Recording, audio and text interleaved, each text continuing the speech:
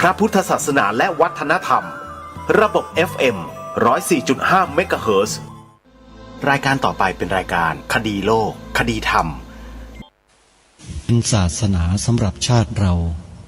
ศาสนาในสมัยนี้เป็นของที่แยกจากชาติไม่ได้เป็นความจำเป็นที่เราทั้งหลายผู้เป็นไทยจะต้องมั่นคงอยู่ในศาสนาพระพุทธซึ่งเป็นศาสนาสำหรับชาติเราพระพุทธศาสนาก็ดีหรือศาสนาใดก็ดีที่ตั้งมั่นอยู่ได้ก็ด้วยความมั่นคงของผู้เลื่อมใสตั้งใจที่จะรักษาและข้าพเจ้าพูดทั้งนี้ก็เพื่อชักชวนท่านทั้งหลายอย่างเป็นเพื่อนไทยและเพื่อนพุทธศาสนิกชนด้วยกันทั้งนั้นเพื่อความมั่นคงแห่งพระพุทธศาสนาข้าพเจ้ารู้สึกว่าได้ทำหน้าที่สมควรแก่อุปถัมภ์พระพุทธศาสนาเราจะตั้งใจรักษาศาสนาของเราด้วยชีวิตและถ้าท่านตั้งใจจะช่วยข้าพเจ้าในกิจอันใหญ่นี้แล้วก็จะเป็นที่พอใจข้าพเจ้าเป็นอันมากเพราะฉะนั้นเป็นหน้าที่ของเราทั้งหลายที่จะช่วยกันบำรุงรักษาพระพุทธศาสนาอย่าให้เสื่อมสูญไปการที่จะบำรุงพระพุทธศาสนาเราต้องรู้สึกก่อนว่าหลักของพระพุทธศาสนาคืออะไรเราจะถือว่าเราเป็นไทยด้วยกันหมดเราจะต้องรักษาความเป็นไทยของเราให้ยั่งยืนเราจะต้องรักษาพระพุทธศาสนาให้ถาวรวัฒนาการอย่างที่เป็นมาแล้วหลายชั่วโคตรของเราทั้งหลายพระบรมราโชวาทของพระบาทสมเด็จพระมงกุฎเกล้าเจ้าอยู่หัวรัชกาลที่ 6พระบรมราโชวาทก็ดีพระราชนิพนธ์ก็ดีหรือพระบรมราชโองการของพระมหากษัตริย์ถือเป็นบทบัญญัติแห่งกฎหมายทั้งหมดทั้งสิ้นการบัญญัติให้พระพุทธศาสนาเป็นศาสนาประจำชาติไทยไว้ในรัฐธรรมนูญจึงเป็นสิ่งที่ถูกต้องทั้งกฎหมายและทางโบราณราชประเพณีการบัญญัติให้พระพุทธศาสนาเป็นศาสนาประจำชาติไทยไว้ในรัฐธรรมนูญ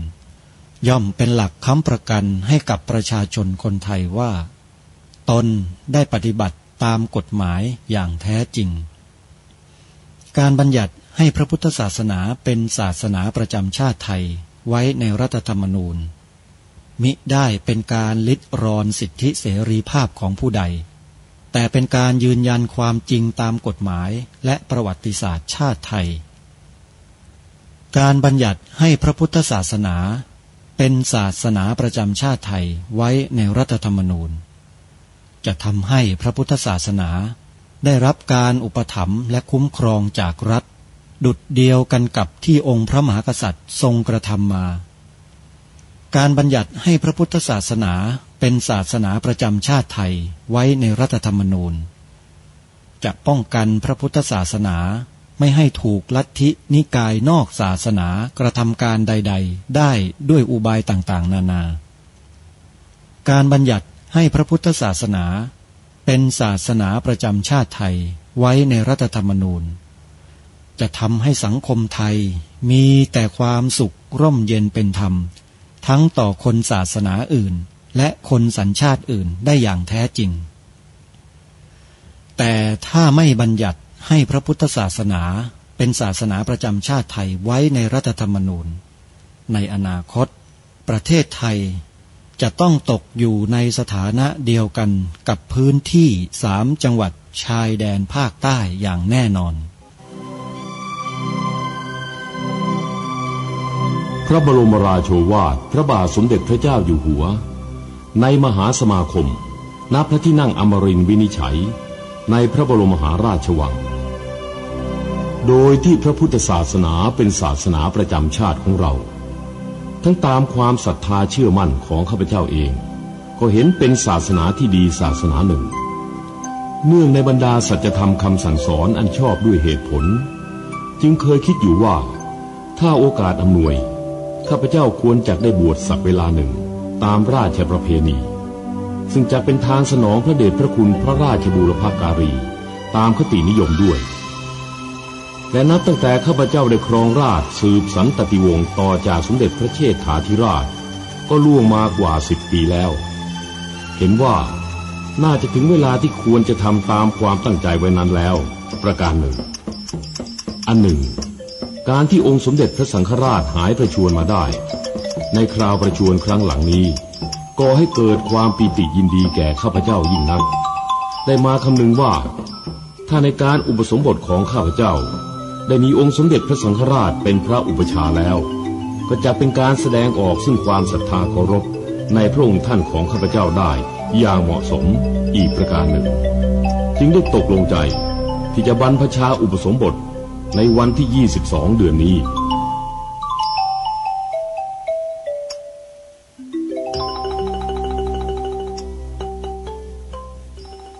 และวันเสาร์อาทิตย์ทางสถานีวิทยุแห่งนี้ท่านผู้ฟังสามารถใช้โทรศัพท์มือถือระบบ Android ดาวน์โหลดแอปพลิเคชันที่ชื่อว่าวิทยุพุทธศาสนาทั่วไทย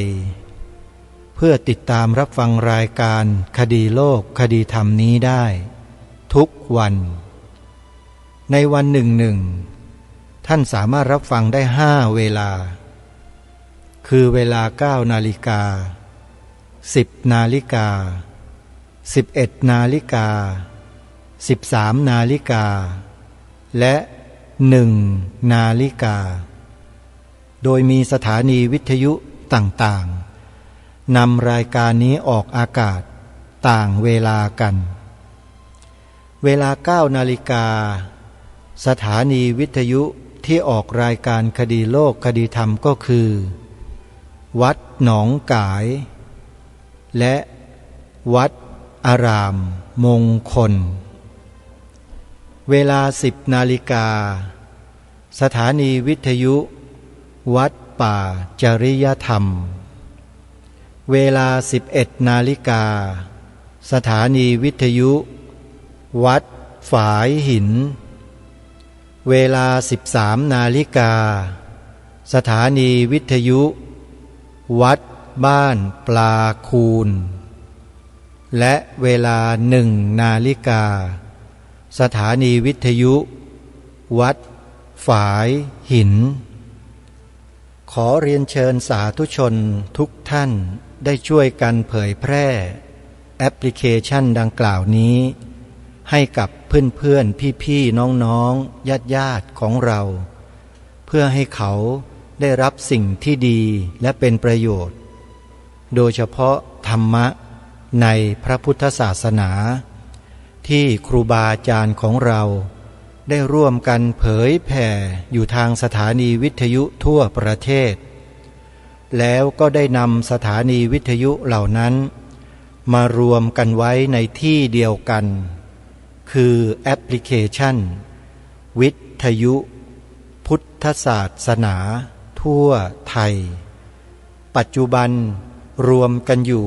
ทั้งสิ้น45 สถานีวิทยุท่านจะฟังรายการธรรมะอย่างเต็มอิ่ม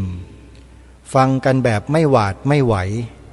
เพราะตลอด24 ชั่วโมง45 สถานีวิทยุนำสิ่งดีๆมาออกอากาศกันมากมายท่านสามารถที่จะเลือกรับฟังได้โดยอิสระต้องขอขอบคุณวัดป่าจริยธรรมที่ได้สร้างสรรค์สิ่งที่ดีนี้ให้แก่พวกเราชาวพุทธวัดป่าจริยธรรมจะจัดงานถวายผ้ากฐินในช่วงออกพรรษาคือวันที่30และ31 ตุลาคมนี้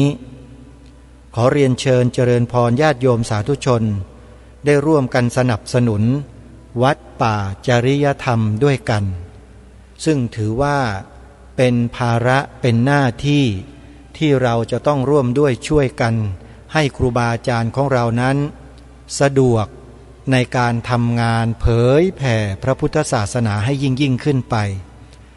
โดยเฉพาะที่วัดป่าจริยธรรมนั้นกำลังสร้างมหาอุโบสถ ซึ่งเป็นอุโบสถหลังที่ใหญ่ที่สุดแห่งหนึ่งของประเทศไทยของเราโดยมีเนื้อที่ในการสร้างอุโบสถ900 ตารางวาถ้าคิดเป็นไร่ก็คือ2 ไร่1 งานท่านสาธุชนทุกท่านต้องใช้กำลังทรัพย์กำลังสติปัญญากำลังความสามารถกำลังความสามัคคีของพี่น้องชาวพุทธของเราอีกเป็นจำนวนมากท่านใดที่จะร่วมเป็นเจ้าภาพบุญกฐินวัดป่าจริยธรรมอำเภอนาด้วงจังหวัดเลยจัดทอดวันที่30-31 ตุลาคมศกนี้ให้ติดต่อสอบถามรายละเอียดไปได้ที่หมายเลขโทรศัพท์083-327-5700ส่วนวัดอื่นๆวัดหนองกายจัดทอดกฐินสร้างอุโบสถรูปทรงเจดีย์พุทธคยาเช่นเดียวกัน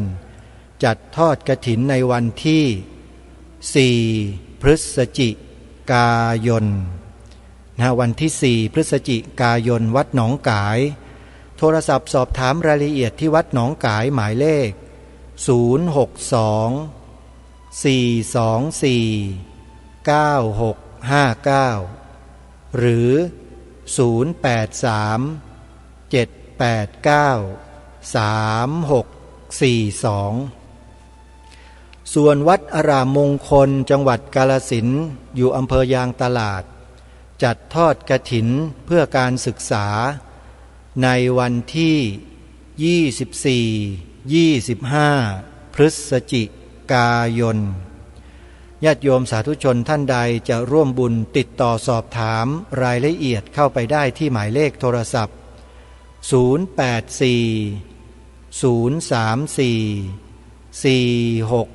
084-034-4606หรือ094-281-3500วัดฝายหินตำบลสุเทพอำเภอเมืองจังหวัดเชียงใหม่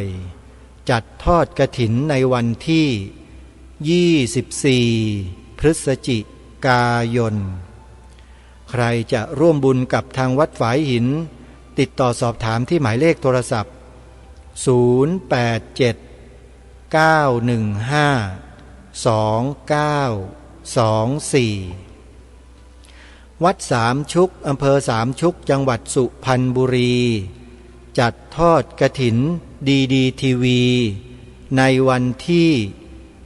27 พฤศจิกายนเป็นวันสุดท้ายของการกฐินทุกปีท่านใดจะร่วมสนับสนุนทำบุญให้กับวัดสามชุกติดต่อสอบถามที่หมายเลขโทรศัพท์082-000-8462วัดศรีอุดมวงศ์ตำบลศรีสงครามอำเภอวังสะพุงจังหวัดเลยจัดบุญถวายผ้ากฐินเช่นเดียวกันใครที่ต้องการทราบรายละเอียดติดต่อสอบถามที่หมายเลขโทรศัพท์089-840-4968วัดบ้านปลาคูนตำบลท่าหาดยาวอำเภอโพนทรายจังหวัด101จัดถวายผ้ากฐินเช่นเดียวกันสอบถามรายละเอียดได้ที่หมายเลขโทรศัพท์081-183-9690อนุโมทนาบุญทุกท่านทีนี้มาดูกิจกรรมที่กำลังทำอยู่ในปัจจุบันที่ทางรายการได้ประชาสัมพันธ์ไปตั้งแต่เมื่อวานนี้นั่นก็คืองานสัมมนาวิชาการศึกษาพระปริยัติศาสตร์นานาชาติโดยพระเถราจารย์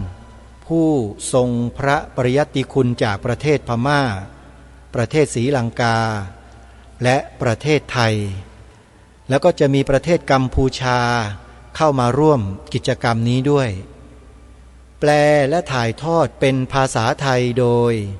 พระราชวชรบัณฑิตพระมหาประนอมธรรมลังกาโรเจ้าอาวาสวัดจากแดงพระมหาพยอมธรรมรักขิโตปรริยนธรรม9ประโยคพระโจนาสอริยวังโสงานนี้จัดขึ้น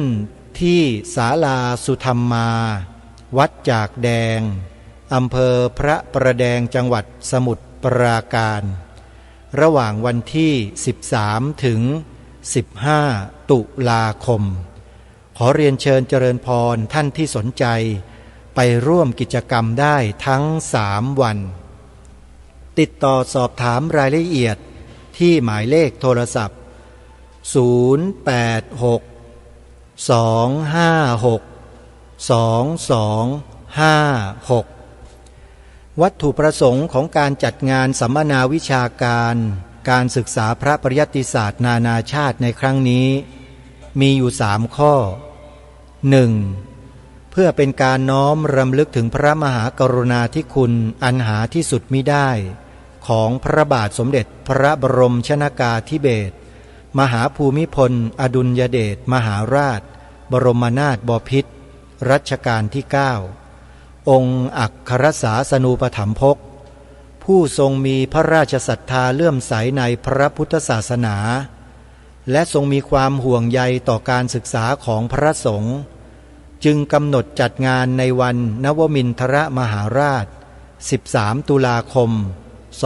2566เพื่อถวายเป็นพระราชกุศลในวันคล้ายวันสวรรคตเป็นการน้อมรำลึกพระมหากรุณาธิคุณดังกล่าวอีกด้านหนึ่ง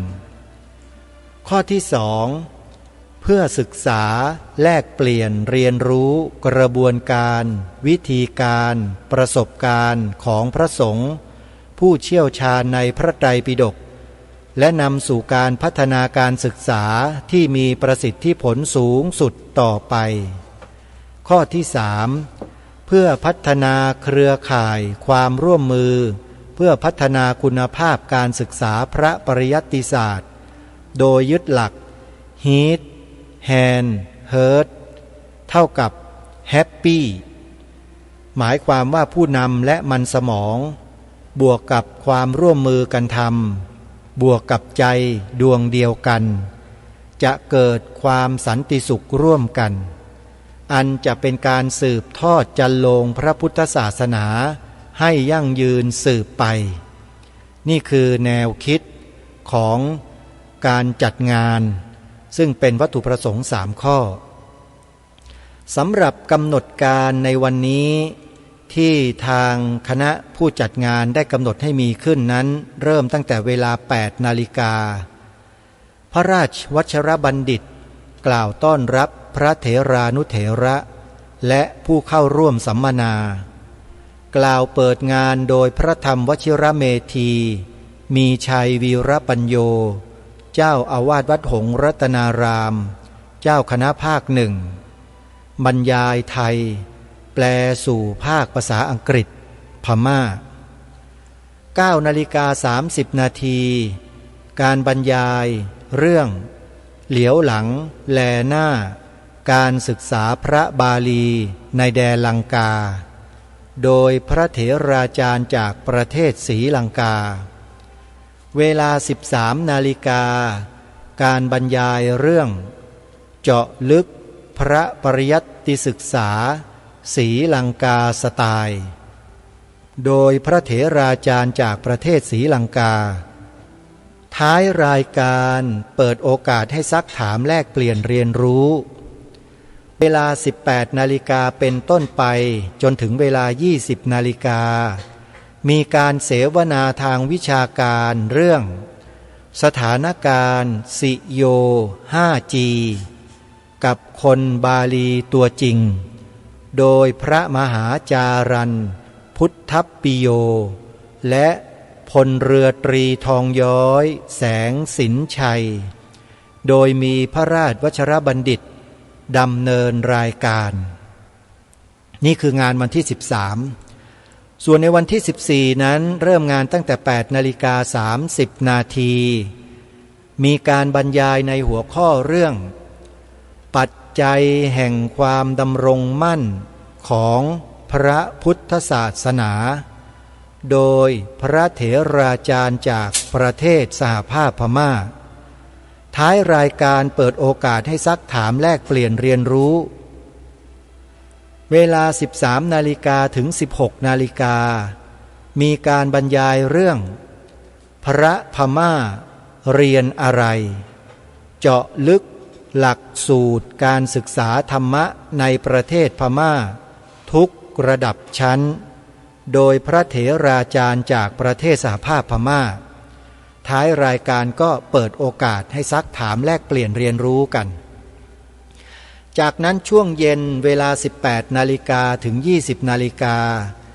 จัดเวทีเสวนาวิชาการเรื่องความเป็นมาเป็นอยู่เป็นไปของการศึกษาพระบาลีโดยพระมหาไพโรธญาณกุสโลและพระอาจารย์จากกัมพูชาพระมหาพยอมธรรมรักขิโตดำเนินรายการในวันที่15 ตุลาคมวันอาทิตย์ 8:30 นาทีมีการบรรยายในหัวข้อเรื่องจากอดีตถึงปัจจุบันกับก้าวสำคัญของงานพระพุทธศาสนาไทยโดยพระธรรมราชานุวัตร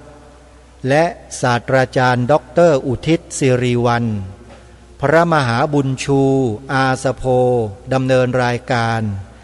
ในช่วงท้ายเปิดโอกาสให้ซักถามแลกเปลี่ยนเรียนรู้กันจากนั้นช่วงบ่ายเวลา 13 นาฬิกาการแลกเปลี่ยนเรียนรู้ในมิติต่างๆเพื่อพัฒนาการศึกษาพระปริยัติศาสตร์โดยผู้ทรงคุณวุฒิในวงวิชาการพระบาลีจากประเทศพม่าศรีลังกาไทยและรองศาสตราจารย์ด็อกเตอร์เวชบรรณกรกุล 16 นาฬิกากล่าวปิดงานสัมมนาโดยพระธรรมวชิราจารย์สุชาติกิติปัญโยปรริยนธรรม8ประโยคด็อกเตอร์พระราชวชรบัณฑิตเจ้าอาวาสวัดจากแดงกล่าวขอบคุณจากนั้นเวลา 18 นาฬิกาถึง 20 นาฬิกามีการแสดงปาฐกถาธรรมในหัวข้อเรื่องธรรมะคือสากลโดยพระเถราจารย์จากประเทศสหภาพพม่าบรรยายพม่าแปลสู่ภาคภาษาอังกฤษแล้วก็ภาษาไทยนี่คือกิจกรรมงานด้านวิชาการของวัดจากแดงในวันที่13วันนี้ถึงวันที่15ตุลาคมซึ่งใครที่สนใจยังสามารถเข้ามาร่วมกิจกรรมได้ในวันนี้ก็มาได้วันพรุ่งนี้เสาร์และวันอาทิตย์มะรืนก็สามารถมาได้นะครับพระคุณเจ้าแล้วก็ญาติโยมสาธุชนที่สนใจท่านสามารถจดหมายเลขโทรศัพท์เพื่อสอบถามรายละเอียดไปที่วัดจากแดงได้นะครับที่หมายเลข086-256-2256พระมหารัตนแก้วทิติธรรมโมท่านสาธุชนผู้ฟังทุกท่านเรื่องการศึกษาพระบาลีนั้น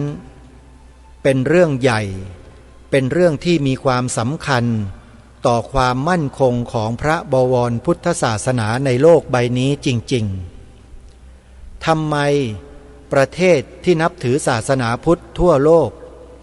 จึงให้ความสำคัญกับเรื่องการศึกษาพระบาลีเพราะภาษาบาลีนั้นเป็นภาษาเดียวที่จะสามารถรักษาหลักธรรมคำสอนขององค์สมเด็จพระสัมมาสัมพุทธเจ้าไว้ได้เพราะเป็นภาษาต้นแบบเป็นภาษาแบบอย่างที่สามารถรักษาความเอาไว้ได้ดีที่สุดในโลก ทำไมองค์สมเด็จพระสัมมาสัมพุทธเจ้าจึงตรัสแสดงเป็นภาษาบาลีเรื่องนี้ท่านสามารถไปหาความรู้ได้ในงานสัมมนาวิชาการศึกษาพระปริยัติศาสตร์นานาชาติที่วัดจากแดงในช่วงนี้ได้เลยถ้าหากว่าท่านใดสนใจจะติดตามรับชมทางโซเชียลมีเดียทางโลกโซเชียลก็สามารถเข้าไปค้นหาในชื่อวัดจากแดงแล้วก็เขียนว่างานสัมมนาวิชาการศึกษาพระปริยัติศาสตร์นานาชาติได้เลยนะครับก็จะสามารถติดตามรับชมได้ทาง Facebook Live ทาง YouTube ทาง Instagram ทาง LINE ทางอะไรต่างๆเนี่ยครับทาง Zoom ซึ่งอาจจะมีข้อมูลอยู่ในนั้นอย่างที่บอกกับทุกท่านแล้วครับว่าเรื่องราวเหล่านี้การติดตามข้อมูลเหล่านี้ท่านสามารถสอบถามรายละเอียดเข้าไปที่วัดจากแดงโดยตรงได้เลยที่หมายเลขโทรศัพท์ดังนี้ครับ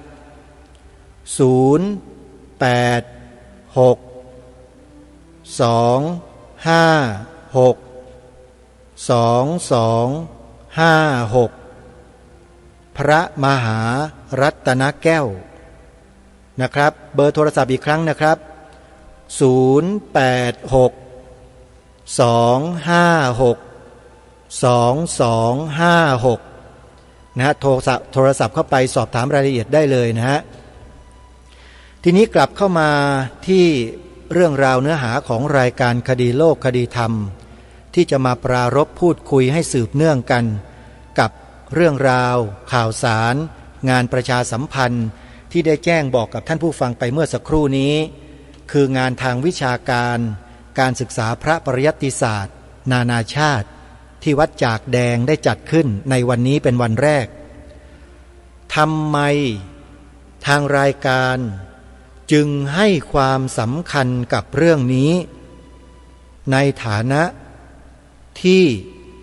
ติดตามสถานการณ์ทางพระพุทธศาสนาในประเทศไทยมาช้านานมากกว่า20 ปีโยมเข้าไปคลุกคลีอยู่วงข้างในเลยขององค์กรชาวพุทธที่ลุกขึ้นมาต่อสู้เพื่อพระพุทธศาสนาดำเนินมาตั้งแต่ปีพระพุทธศักราช 2545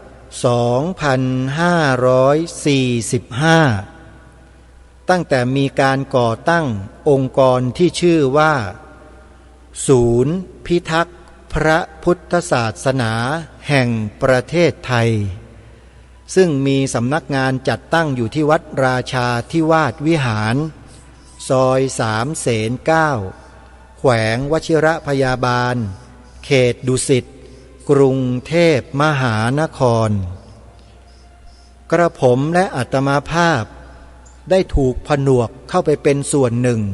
ของคณะกรรมการบริหารศูนย์พิทักษ์พระพุทธศาสนาแห่งประเทศไทยในปีนั้นด้วย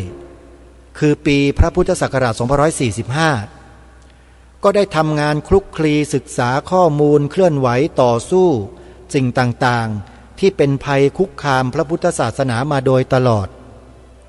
อันนี้คืองานที่เข้าไปสัมผัสครั้งแรกและก็ได้คลุกคลีอยู่ตรงนั้น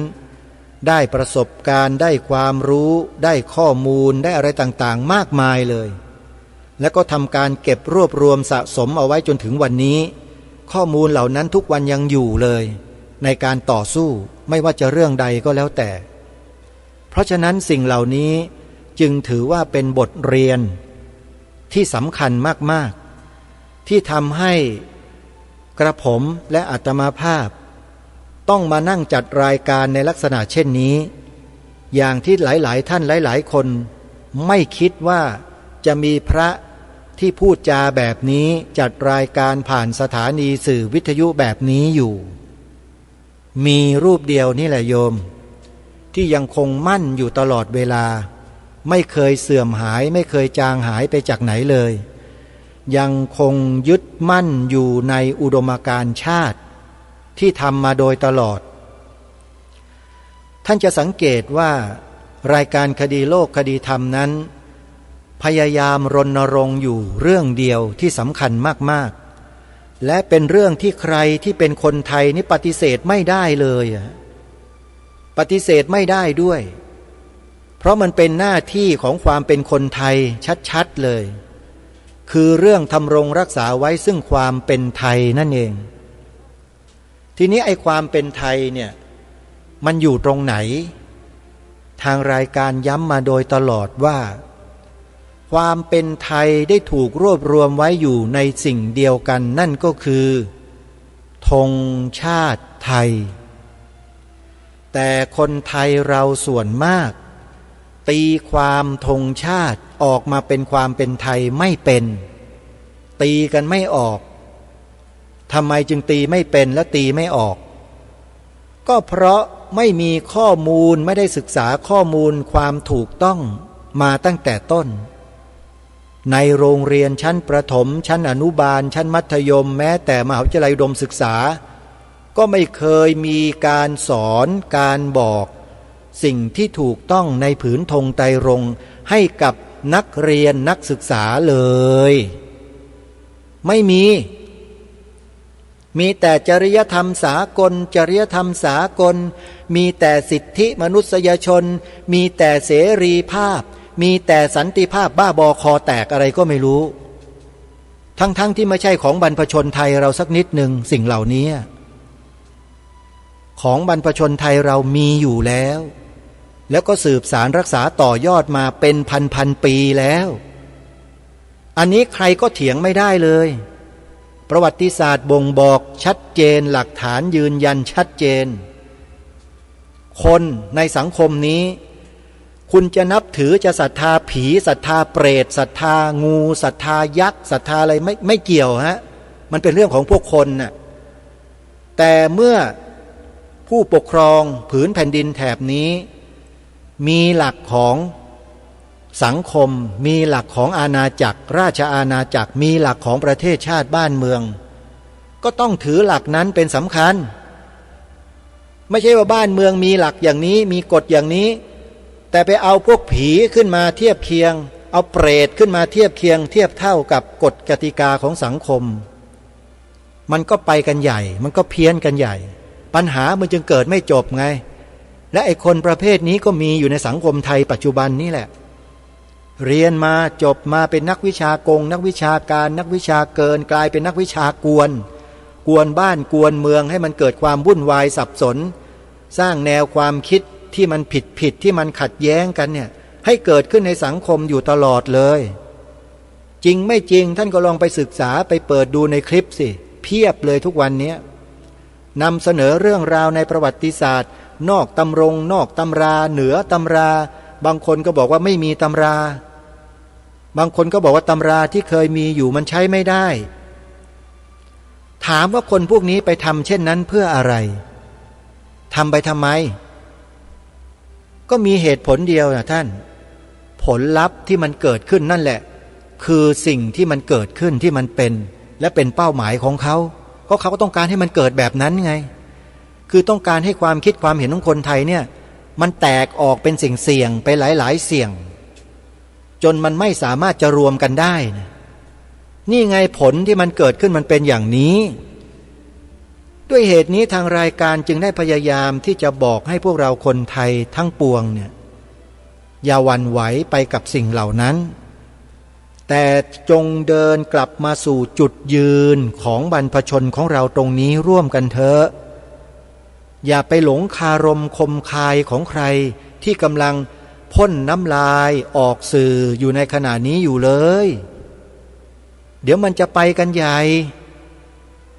จริงๆและเนี่ยอย่างงานสัมมนาวิชาการการศึกษาปริยัติศาสตร์นานาชาติที่วัดจากแดงกำลังจัดอยู่เนี่ยวันนี้วันแรกเนี่ยรู้จักที่จะเดินทางไปฟังไปศึกษาเรียนรู้ไปดูกันบ้างไหมเล่าเคยสนใจกันบ้างไหมนี่แหละคือสิ่งที่รักษาความเป็นเอกราชของชาติบ้านเมืองไว้ได้ก็คือพระบาลีนี่แหละไม่ใช่สิ่งอื่นเลยปืนก็ไม่ใช่ทหารก็ไม่ใช่ตำรวจก็ไม่ใช่ใครทั้งนั้นแหละแต่อยู่ที่หลักการของประเทศที่สำคัญนี่ก็คือหลักพระบาลีนี่แหละที่บรรพชนเราที่องค์พระประมุขของราชอาณาจักรต่างๆที่ผ่านมา ตั้งแต่สุวรรณภูมิมาจนกระทั่งถึงปัจจุบันนี้กรุงรัตนโกสินทร์เนี่ยทรงใช้สิ่งนี้มาบริหารกิจการบ้านเมืองมาบูรณาการแนวความคิดของประชาชนในสังคมในประเทศชาติในราชอาณาจักรของพระองค์ท่านแล้วเราจะบอกว่าไม่สำคัญไม่เกี่ยวข้องไม่สนใจได้ไหมไม่ได้เห็นรายการคดีโลกคดีธรรมพูดจาแบบนี้เถอะแต่ขอบอกนะ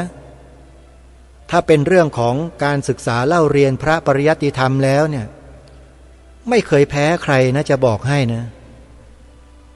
นี่คือไม่ใช่คุยโอ้อวดแต่ทำได้จริงๆอยู่ต่างจังหวัดศึกษานักธรรมจบนักธรรมเอก3 ปีรวดจบเลยศึกษาอภิธรรมชั้นจุลตรีจุลโทจุลเอกสอบได้อันดับ6ของประเทศไทยเพราะนั้นการศึกษาเล่าเรียนไม่เคยแพ้ใครอยู่แล้วแล้วยิ่งมาได้ศึกษาพระบาลีโดยเฉพาะบาลีใหญ่ที่มีการท่องมูลกัจจายก็ดีนะหรือจะเป็นนยาสปกรณ์เนติปกรณ์ก็ดีหรือจะเป็นคัมภีร์ทำตัวปทารูปสิทธิที่มีการท่องสูตรอัตโถอัครสัญญาโตอัคราปาทโยอัคจตาลีสังตัดโถทันตาสราอัตะละหูมัตตาตโยรัสสาอัญเยทีคาเสสาพยัญชนาวัคคาปัญจโสมันตาอังอิตินิฆาหิตังพระสมยาปโยเคปุพมโทติตามัสรังสเรนวิโยชเยนี่คือบทแรกของปทารูปสิทธิที่ได้ศึกษาเล่าเรียนมาแล้วครูบาอาจารย์ท่านก็สอนท่านก็บอกเราก็ฝึกฝนทำตัวตามที่ท่านบอกขั้นตอนต่างๆซึ่งมันละเอียดละออแล้วก็เป็นอะไรที่มันครอบคลุมทุกสิ่งทุกอย่างหมดเลยทำให้เราได้เห็นเลยว่าศัพท์หนึ่งเนี่ยมีอะไรต่อไม่อะไรอยู่ในนั้นมากมายมหาศาลที่ทำให้เรานั้นเข้าใจสภาวะทั้งหลายทั้งปวงตามความเป็นจริงได้ในระดับสุตตมยปัญญาท่านนี่แหละเขาเรียกว่าปัญญาสัมมาทิฏฐิเกิดจากการศึกษาเรียนรู้ในตำรับตำราที่เป็นคำสอนของพระสัมมาสัมพุทธเจ้าโดยมีครูบาอาจารย์ผู้เป็นผู้รู้ผู้แตกฉานผู้มีประสบการณ์เนี่ยคอยอธิบายขยายความให้แก่เราได้ฟังมีข้อสงสัยประการใดถามเดี๋ยวนั้นตอบได้เดี๋ยวนั้นทันทีนี่คือวิธีการสืบสารรักษาต่อยอดความเป็นประเทศไทยหรือความเป็นไทยของเรามาจนถึงวันนี้แต่ทุกวันนี้อำนาจรัฐได้ให้ความสำคัญกับเรื่องนี้กี่เปอร์เซ็นต์แล้วไปให้ความสำคัญกับอะไรนี่คือคำถามไงข้าราชการทั้งประเทศไม่ว่าจะเป็นข้าราชการทหารตำรวจพลเรือนข้าราชการประจำไม่ประจำให้ความสนใจใส่ใจกับสิ่งนี้ไหมหรือไปหลงไหลเคลิบเคลิ้มอยู่กับคำอธิบายของใครบางคนที่แอบอ้างพระไตรปิฎกแอบอ้างคัมภีร์แล้วก็เที่ยวมาโจมตีพระด่าพระอยู่ทุกวันว่าเป็นมหาโจรอย่างนั้นหรือเปล่าไปหลงคารมคนพวกนั้นอยู่หรือไม่นี่ไงคือปัญหาที่มันเกิดในบ้านเมืองและเดี๋ยววันนี้วันพรุ่งนี้มะรืนนี้เนี่ยเขาจะมีการศึกษาแลกเปลี่ยนเรียนรู้มีข้อซักถามเนี่ยอาตมาก็จะพูดถามในที่ประชุมถึงปัญหาเหล่านี้ด้วยพระที่ถูกไล่มาจากวัดหนองป่าพงแล้วมาตั้งสำนักอยู่แถวปทุมธานีเนี่ยแล้วเที่ยวอวดอ้างตัวเองว่าเป็นผู้รู้ไปอ้างพระไตรปิฎกหรือคัมภีร์ภาษาไทยเอามาเที่ยวอธิบายความตามอัตโนมัติของตนเองโดยปฏิเสธอรรถกถาดีกาแบบเนี้ยแล้วเที่ยวเผยแพร่กันอยู่เนี่ยมันเป็นอันตรายต่อพระธรรมวินัยหรือเปล่าเดี๋ยวอาตมาจะถามในที่ประชุมนั่นแหละและกลุ่มคนที่ไปอบรมเรื่องพระวินัยแล้วก็มาด่าพระกันเองเนี่ยมาจับผิดพระด้วยกันนี่ก็เหมือนกันพวกนี้จะทำยังไงแล้วยิ่งกว่านั้นอีกฆราวาสหัวดำหน้าตาเหี่ยวผมย้อมสีนั้นสีนี้ประดับดอกไม้เวลาพูดเนี่ยเที่ยวมาด่าพระว่าพระเป็นมหาโจรทั้งบ้านทั้งเมืองอยู่ทุกวันเนี่ยจะแก้ปัญหากันยังไง นี่แหละครับคือเวทีที่เราจะต้องเข้าไปแสดงแนวทางความคิดต่างๆที่มันมีอยู่จริงในสังคมเนี่ยให้กับที่ประชุมสัมมนาในวันนั้นเขารู้เขาทราบบางทีท่านเหล่านี้ไม่เคยทราบอะโดยเฉพาะพระที่มาจากศรีลังกามาจากพม่ามาจากเขมรกัมพูชานี่เขาไม่รู้เรื่องหรอกในประเทศไทยเป็นอะไรก็จะนำเอาคำถามเนี่ยไปถามเขาเผื่อเขาจะมีแนวทางที่เขาทำอยู่ที่ประเทศของเขาว่าเขาแก้กันอย่างไรก็จะได้นำมาใช้ในประเทศไทยเราบ้างไม่ใช่มานั่งกันอยู่เฉยๆอยู่อย่างนี้ไม่ทำอะไรกันเลยกลัวขาสั่นกันไม่หมดไม่ได้ฮะโดยเฉพาะไอ้ลัทธิกินผักไม่กินเนื้อแล้วก็ทำพระวินัยวิปริตผิดเพี้ยนเนี่ยร้ายกาจนักกับตัวเนี้ยจะทำยังไงทางรายการจึงได้พยายามที่จะนำเอาความจริงนะความจริงเรื่องราวที่เป็นจริงมานำเสนอในรายการเพื่อให้พวกเราพี่น้องชาวพุทธเนี่ยได้ทราบได้รู้ข้อเท็จจริงเหล่านี้ว่ามันเกิดขึ้นมีขึ้นจริงในประเทศชาติบ้านเมืองไทยของเราแล้วก็มาได้รับการเหลียวแลเอาใจใส่จากฝ่ายอำนาจบ้านเมืองอย่างจริงจังเปล่าเลยฮะทุกวันนี้ทิ้งทำอะไรก็ช่างไม่สนใจใครเป็นยังไงก็ช่างพระสงฆ์จะเดือดร้อนยังไงก็ช่างพระธรรมวินัยขององค์สมเด็จพระสัมมาสัมพุทธเจ้าจะถูกปู้ยี่ปู้ยำจะบิดเบือนกันขนาดไหนก็ช่างนี่ไงบ้านเมืองเรามันเป็นอย่างนี้ท่านเพราะฉะนั้นท่านสาธุชนผู้ฟังทุกท่านอย่าลืมนะฮะงานสัมมนาวิชาการการศึกษาพระปริยัติศาสตร์นานาชาติที่วัดจากแดงอำเภอพระประแดงจังหวัดสมุทรปราการยังมีอีก2 วันวันนี้วันแรกวันพรุ่งนี้วันเสาร์อาทิตย์ 14-15ยังมีอีกโดยเฉพาะวันสุดท้ายน่าสนใจมากใครสนใจก็ไปร่วมงานกันนะครับบอกหมายเลขโทรศัพท์อีกครั้งหนึ่งนะฮะใครสนใจโทรไปได้นะสอบถามที่086-256-2256วันนี้เวลาของรายการหมดลงแล้วต้องขอสมมุติยุติรายการไว้แต่เพียงเท่านี้พบกับรายการได้ใหม่ในวันต่อไปขอความสุขความสวัสดีในธรรมแห่งองค์สมเด็จพระบรมศาสดาสัมมาสัมพุทธเจ้าจงปรากฏเกิดมีขึ้นในจิตใจของท่านผู้ฟังทุกท่านทุกคนเทินขอเจริญพรกล้าคิดก็ต้องกล้าทำอย่ากลัวถ้าทำความดี